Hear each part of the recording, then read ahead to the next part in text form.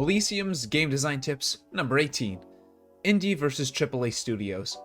A question many aspiring game designers will probably ask themselves is whether they should work at an indie company or a AAA studio.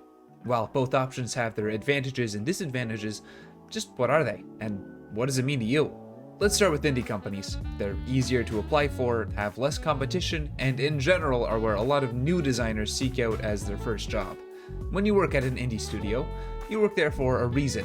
You are in some way irreplaceable for the project and have to work extra hard to make sure that the work you're producing is as high quality as possible. There are much less people, so every single person has to do their job. Indie jobs are a lot less secure. You might not have a flat paycheck, and the amount of money you make is almost certainly based on how well the game does. It's easy for an indie studio to go bankrupt, and if your first game flops, you might not get a second chance.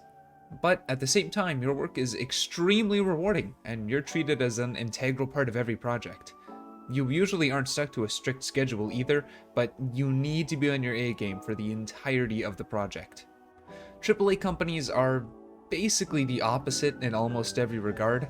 They are very hard to apply to, and unless you have godlike abilities, years of experience, or have connections through friends or an internship, you will have a lot of competition. Any new designers working at AAA studios likely proved themselves during co-op and got hired once they graduated. When you first start at a AAA company, you likely won't be working as a designer. You'll be in a more specific position until you prove yourself trustworthy of higher up positions, and a lot of the time, you are replaceable. So even though there are many more people you can rely on, you still have to pull your weight and be in your A game. Just maybe not all the time. You do have much more security though. In AAA you typically have a base salary, and games will almost always make their money back. How well a game does just adds more or less of a bonus to your paycheck once it gets released.